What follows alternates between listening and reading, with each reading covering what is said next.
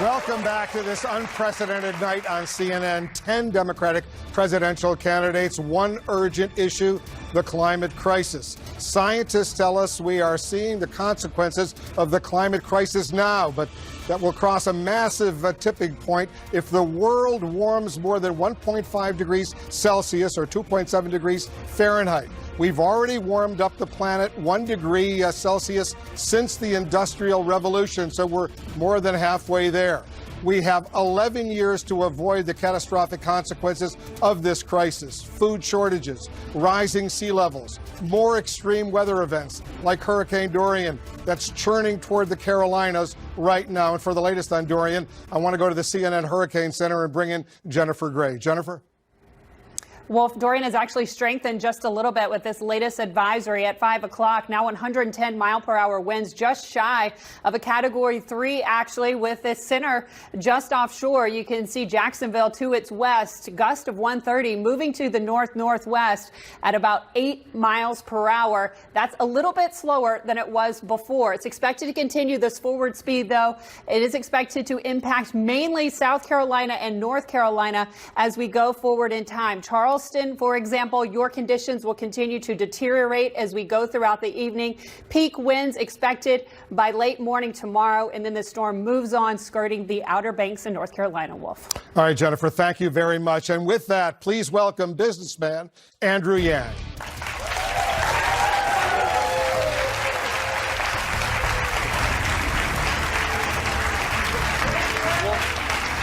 Thanks very much. Welcome. Thanks very much for coming. Please be seated. Mr. Yang, so what's the first thing you would do, and welcome to the CNN, this is a historic town hall. Welcome. What would be the first thing you would do to deal with this climate crisis if you were elected president? Well, the first thing I would do is rejoin the Paris Accords. We need to let the world know that the U.S. is open for business when fighting climate change is concerned, that we want to be the leader. And then I would redefine our economic benchmarks to actually include environmental sustainability. Because right now, the trap that Democrats are in is that we're being told that moving towards a green economy is bad for jobs, it's bad for business. And that couldn't be further from the truth. We actually need to redefine our economic measurements to include clean air and clean water and let America know that. So how do you change that? Well, the great thing is we made up GDP almost 100 years ago. Really? And even the inventor of GDP at the time said this is a terrible measurement for national well-being and we should never use it as that. And here we are almost 100 years later following it off a cliff. So all we need to do is, as your president, I will go down the street to the Bureau of Economic Analysis and say, hey, GDP, 100 years old, kind of out of date. Let's upgrade it with a new scorecard that includes our environmental sustainability and our goals, the carbon footprint that companies are putting out there, but also our kids' health, which is tied to the climate, health and life expectancy, also tied to the climate, mental health and freedom from substance abuse. These are all things we can tie to our economic measurements, and then you will see us accelerate in a big way, because we can't fall into this trap, this false dichotomy that what's good for the planet is bad for the economy. All right, we have some questions, starting with Evan O'Neill, who's here. He's from New York City, works for the New York Solar Energy Industries Association. Evan, go ahead. I live at sea level in New York City. You said in a presidential debate that we need to retreat from vulnerable neighborhoods such as mine. Is this a viable option for New York? It's one of America's great cultural and economic assets. How do you propose to help places at risk due to climate change? Will funds be available for adaptation and relocation? How will those funds be generated and distributed? Thanks for the question. I was just in Portsmouth, New Hampshire, where they have hundreds of homes that are flooding on a regular basis, 26 times or more per year. So imagine living in a home that's prone to flooding at that level of frequency, which is even more extreme than I suspect your home here in New York. So we would 100% make funds available to communities around the country for adaptation and resilience. And then we would take, and the big picture is we subsidize the fossil fuel industry to the tune of hundreds of billions of dollars. And so now everyone's looking around being like, where's the money? Where's the money? It's like, well, we know where the money is. We put hundreds of billions into the fossil fuel industry. We're still subsidizing it to this day. And now it's time to take some of that money and channel it to the needs of the American people. We're looking around, there are already climate refugees in the United States of America, people that we relocated from an island that was essentially becoming uninhabitable in Louisiana. We moved those people. None of this is speculative anymore. We need to get with the program, wake up to the reality around us, and let you know that you're not on your own. This is not a you problem. This is an us problem. And what do sophisticated, advanced societies do when there's an us problem? We put some of our collective resources to work and we solve the problems on the ground. Would you eliminate some subsidies for fossil fuel or all subsidies? I'd get rid of them all. I mean, why would you leave any of them all? And I have to say, well, it's even darker than this, because you know how they've been spending some of their money, their billions of dollars in profit, on a misinformation campaign to the American people. And they've taken our legislature hostage. They have the fossil fuel lobbying industry that's in the tens of millions a year. And so we have to take back our government for the American people. I've been running for president now for a number of months, and this is the brutal truth in our society. There's a people on one side and the money on another. And you know a lot of the money is fossil fuel companies. So what do we have to do? We have to bring these together. We have to align the people and the money. Now, how the heck do you do that?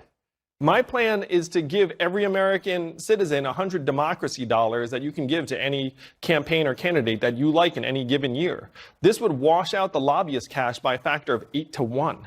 It would make it so that if I'm a candidate and you like me, and then I get 10,000 Americans to like me, let's say in a congressional race, that's $1 million.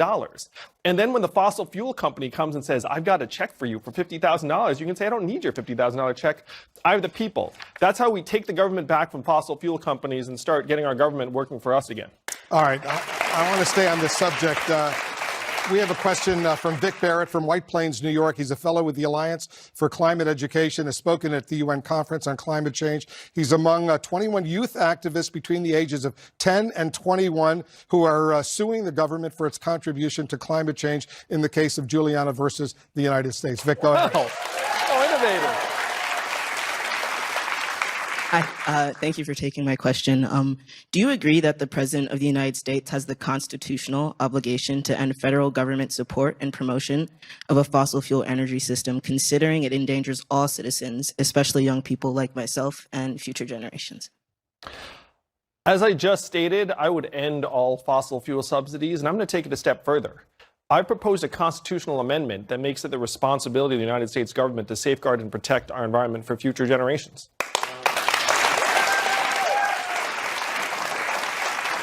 It's part of my $5.5 trillion plan to help address climate change. We need a constitutional amendment. We need to move our economy towards sustainable sources of energy. Here's another brutal truth. The United States of America is only 15% of global emissions.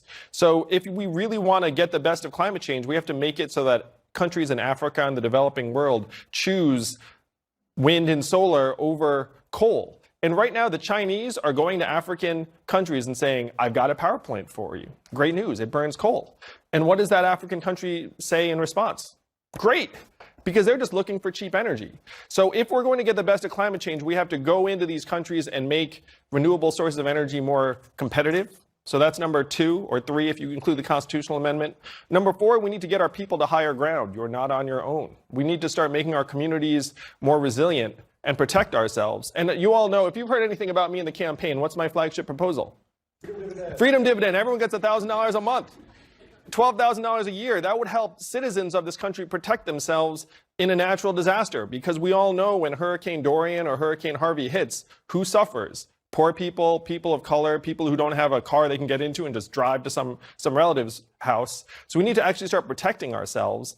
And the last thing is we need to start trying to reverse the damage we're doing to our environment. It's not enough to do less of the bad. We have to do some of the good. So that's reforestation, that's ocean seeding, that's starting to actually rebuild the ecosystems that we're harming. I got 3 quick questions. You give me yes or no if you want. Would you ban all fossil fuel exports from the United States? Well, I think we have to stop subsidizing the industry, but I don't think that includes banning exports, because if our industry, fossil fuel industry, which is going to be around for some period of time, is competitive and cost competitive enough to export to another country, I wouldn't stand in the way of that. Are you in favor of a carbon-free America? And if yes, when? I'm in favor of a carbon-free America, and my plan has us getting there in the next 30 years. Do you support a carbon tax, and how much should it be? I do support a carbon tax. You went to my website, Wolf, you would know this. Yang2020.com. We need to have a carbon tax because we need to have polluters internalize the cost of their pollution. And so you start at $40 a ton and then you ramp up to $100 a ton to give them time to adjust.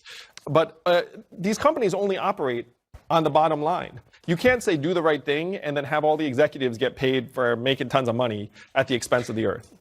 So what you have to do, again, you have to tie these things together. And this is a big theme of my campaign. This country runs on the almighty dollar. Truthfully, it does not run on doing the right thing by us or the planet.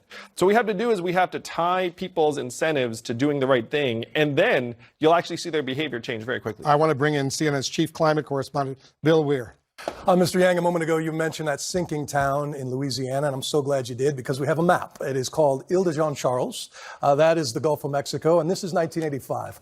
Watching a single generation, how much seawater has taken over this part of America. Oh my gosh. And this is what it looks like. It is in a lifetime slipping into the sea, and it's so doomed that the federal government is spending, as you said, $48 million to move about 24 families 40 miles north. But I spent time there, and half of them do not want to leave the only home they've ever known. Some don't trust the government. They think this is a land grab.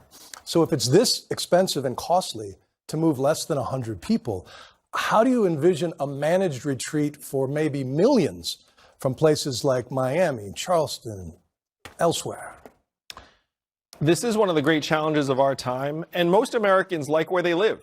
Most Americans do not have a strong inclination to leave, even in the wake of a natural disaster. So first, we need to try and invest in making some of these communities more resilient, which will not work in some cases, as in this town, but it will work in others. New York is an example where if we were to invest significant resources, we might be able to save. Essentially, it's one of those situations where you invest $1 billion and then save perhaps $5 or $10 billion in damages if you do it right. So there are some instances where you pre-invest before the disaster hits. The second thing is that when there are communities that need to be rebuilt, we need to do a better job of, frankly, building institutional trust in our society and the government again. Because right now, many Americans mistrust our government. We're living in a country where 78% of Americans are living paycheck to paycheck. Almost half can't afford an unexpected $500 bill. So when you come to them and say, hey, we have your interests at heart, they have their heads down and there's not much optimism or faith. So the freedom dividend of $1,000 a month, it has many effects, but one thing it does, it gets people's heads up. And studies have shown that getting the boot off of people's throats economically, one, it gets them focused on the big problems like climate change, because it's very hard to focus 10 years in the future if you're worried about next month's rent. But the second thing it does, it restores public faith and optimism and trust in our institutions, and then we'll be able to galvanize more energy around relocation over time. We have more questions for you, Mr. Yang. I want to take a quick break, a lot more on the climate threat. And in just minutes, it will be Senator Kamala Harris's turn on the stage. We'll be right back.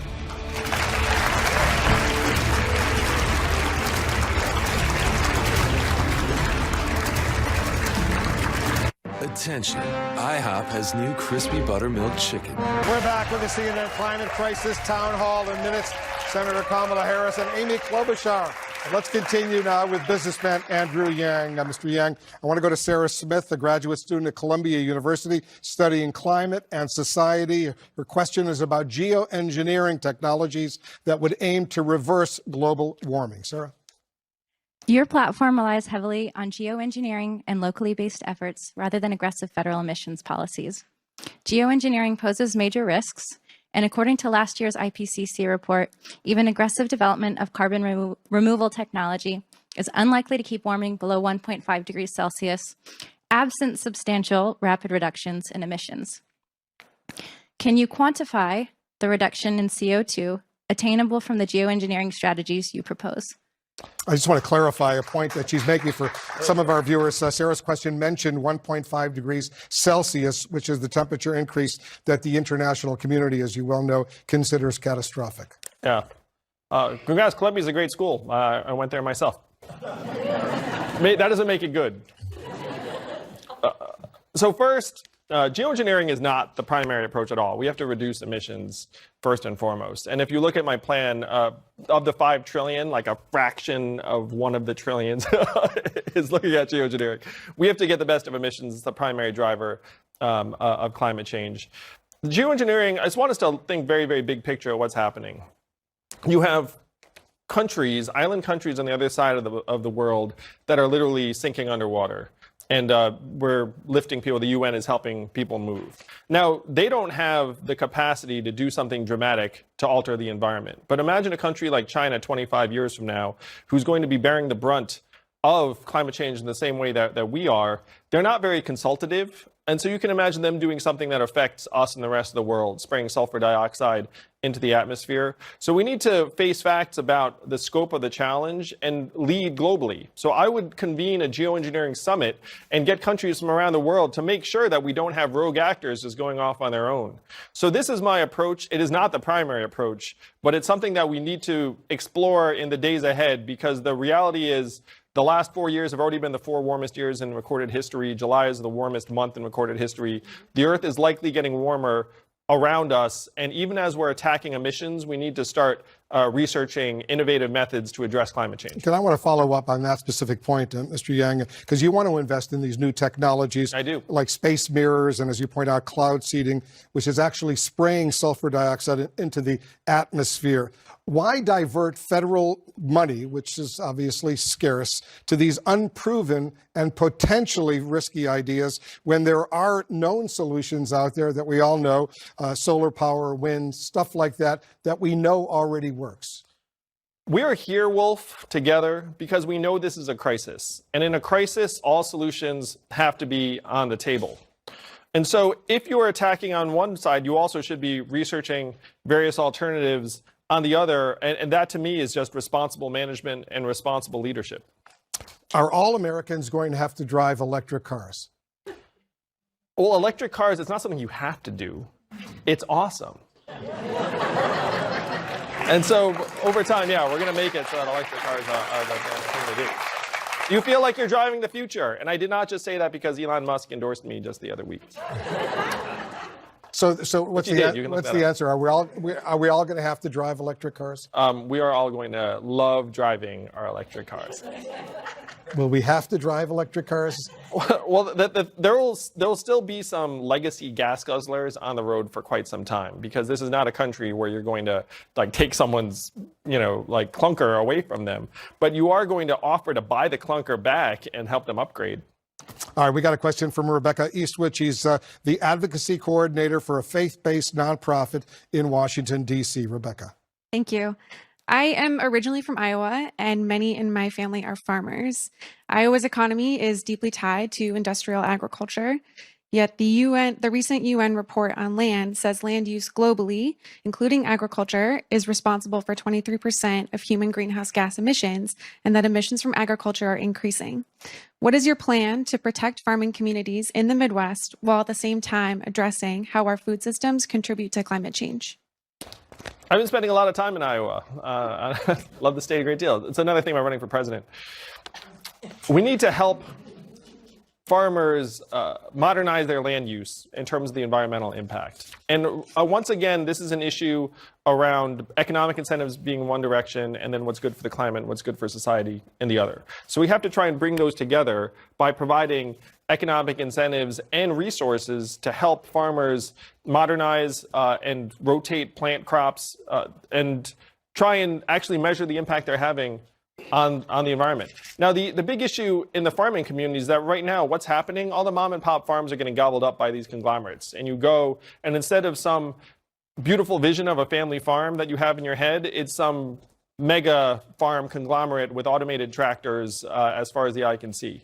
So the goal, in my mind, should be trying to create incentives so that if you are farming in a responsible and sustainable way, that we can actually make family businesses possible by supporting a food ecosystem that includes more farm-to-table dining. And to me, I'm an American that I believe most Americans would be happy to pay for a locally sourced farm-to-table supply chain as opposed to the mega farm monolith that unfortunately right now produces most of our food. Well, let me follow up on that as well, Mr. Yang. meat consumption, beef in particular, is a major driver of Yeah, it climate change. Should Americans change their eating habits and eat less beef?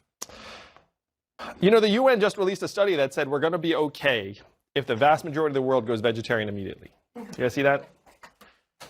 So it's good for the environment. It's good for your health if you eat less meat.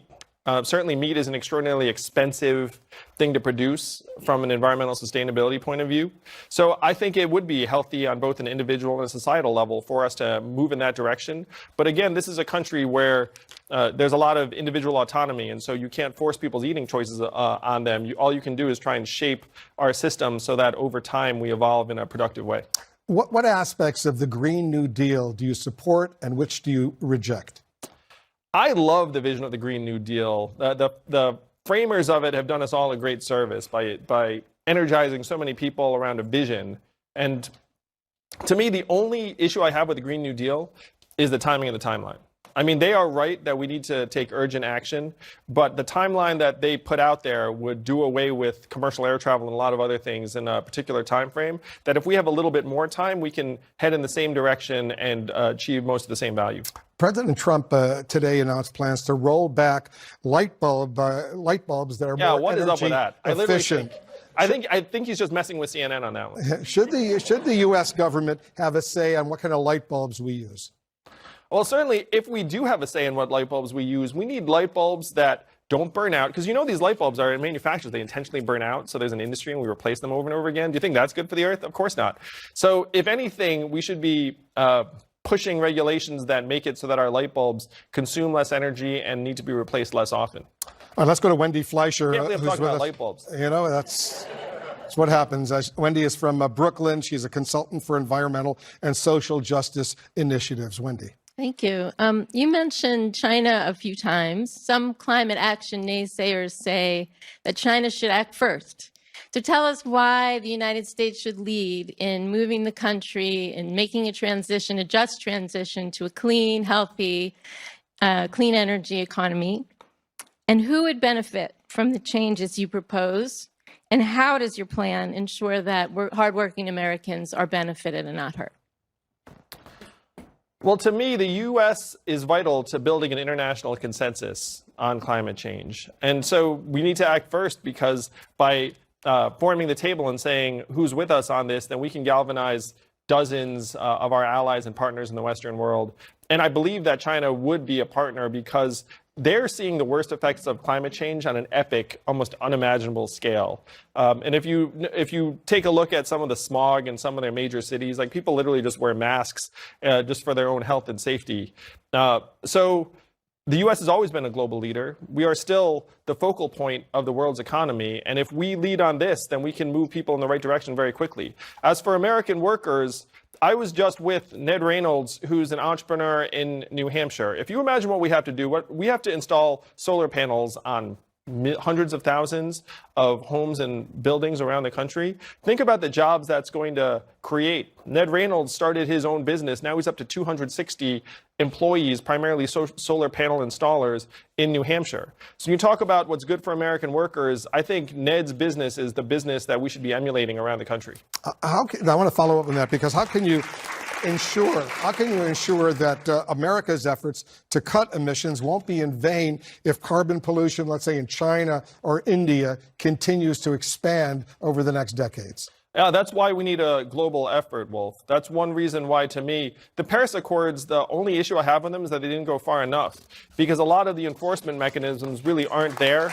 There are a lot of countries that sign them and just essentially it's like, well, you know, I signed it, I feel good, but then their corporate actors are not necessarily integrating them into their operations. So one principle that we're going to have in our businesses here is that if you are a very large business, you need to measure your carbon imprint and your effect on the environment. And then if we extend that to operations in other countries that are either of U.S. companies or over time our trading partners, then we can have more sophisticated standards that include environmental impact, not just for American companies, but the companies and countries we do business with. As all of us who have followed your campaign know, you're an advocate for what's called universal basic income. Do you think that policy of cutting everyone a check would be enough to help, for example, coal workers, others in the fossil fuel industry who would be put out of work in a transition to a green economy?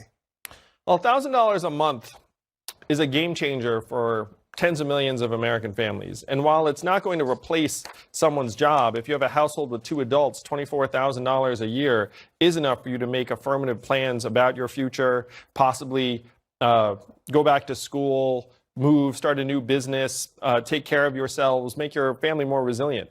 And a lot of it, Wolf, is that people put this $1,000 a month. The question in my mind is, what's the alternative?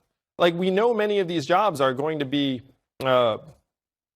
automated away or fade away in a transition to a renewable economy. So the question is, what do we have for American workers so they feel protected and part of the process? Tina Savitis is a student at Fordham University here in New York, originally from Norwalk, Connecticut. Her question is about PFAS, toxic chemicals that have been found in U.S. drinking water sources. Good evening.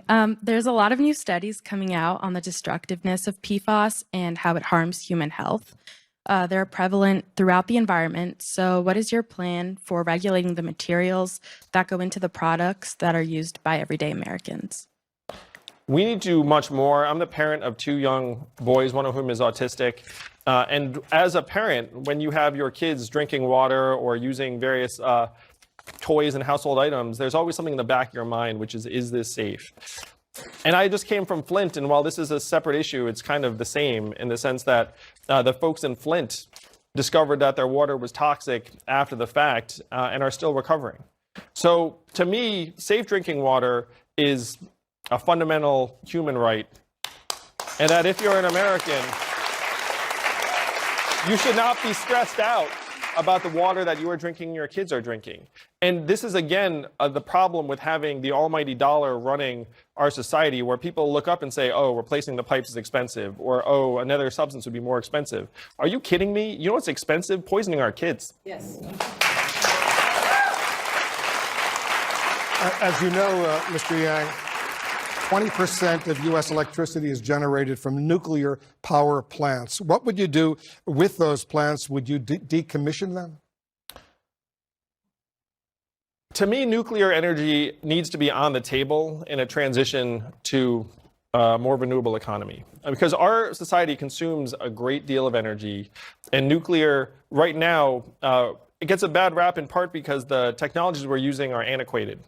And so if you look up, we are working on these new generation nuclear reactors that use thorium instead of uranium, and thorium is not natively fissile or radioactive. So the odds of a catastrophe drop precipitously. It's much, much safer to dispose of. It produces much more energy. So we need to upgrade to thorium-fueled reactors. And to me, though, trying to get rid of all the nuclear power plants that produce 20% of the nation's energy is not going to help us accomplish our goals. Would you ban all offshore oil drilling? Yes, I would. Okay.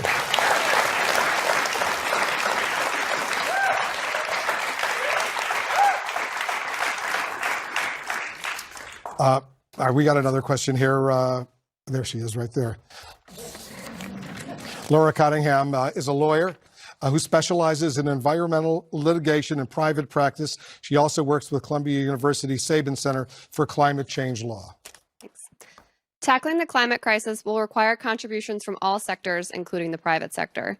In your view, what is the role of corporate leadership and responsibility in this area? How will you work with businesses to create the necessary incentives and initiatives to drive meaningful progress on climate change? I'm happy to say that American business is waking up. And the Business Roundtable led by Jamie Dimon recently announced that they need to have a broader view of their own economic impact than shareholder value. They need to expand it to stakeholder value, which includes their impact on the environment. So working with businesses, first, a carbon fee is going to go a long way because all of a sudden they have to pay when they pollute. So that's going to be immediate. And they'll just look up and they'll do the right thing by their own businesses. But the second thing is, if we make economic impact part of our economic measurements, and then each company has to report on them, then you'll see their behavior change very, very dramatically, because in this country, you aim towards what you measure. One of the big problems in America is we are measuring the wrong things. Under my presidency, we will start measuring the right things, and businesses will be my willing partner in this. Let's go to a video question submitted by Patrick Stolenwerk from Chicago. He's a PhD candidate in physics at Northwestern University. Patrick. According to the Cost of War Project by Brown University, 1.2 billion metric tons of greenhouse gases have been released by the military since the start of the 2001, quote, global war on terror. What will you do about the role of the military-industrial complex in contributing to climate change? It's a great question. My father actually got a PhD in physics. I'm talking to him like he's here. He's not here. Just disappeared from the screen. We're spending $750 billion that we know of on our military-industrial complex every year. And I'm going to share a story that I heard secondhand, so I can't verify it. But there was a Top Gun, a fighter pilot, who said that his least favorite time of the year is at the end of the fiscal year because he flies over the Pacific Ocean and dumps oil into the ocean. Now, why is he doing that? Because they have to use all the oil that's budgeted, or else they won't get the same amount budgeted the following year. So this broke his heart. Broke my heart to even hear this story. What we have to do is we have to take some of the $750 billion and start channeling it towards our infrastructure, which will be an evergreen need. We know we need to make it more sustainable over time. But again, in America, we follow the almighty dollar, and right now there are hundreds of billions being spent on our military that is generating a ton of emissions and pollution. And so if we take a significant portion of that budget and channel it towards infrastructure, we can make a good out of right now a huge net negative. What's the biggest personal sacrifice you want the American people to make in order to deal with this crisis? You know, well, I was thinking a lot about this. Like right now, we feel all this pressure to have our micro impacts be low. So you carry a bottle instead of getting bottled water. You get those really irritating straws, sometimes not of your own choice. You know, you recycle, you compost, but then you have this sinking feeling in the back of your mind that your actions are not actually going to move the needle in the context of a $20 trillion economy. And so what I would ask of the American people is to think bigger about the changes we can make collectively, and that stop thinking that if you take some personal action, it's going to solve things, because the reality is we need to bring the entire world together. Thank you so much for joining us. We appreciate it very much. Thank you. Thank you, guys. We're taking saver selfies. Thank And you to all. our viewers, up next, Senator Kamala Harris, followed by two more top candidates hoping to distinguish themselves tonight, Vice President Joe Biden and Senator Elizabeth Warren.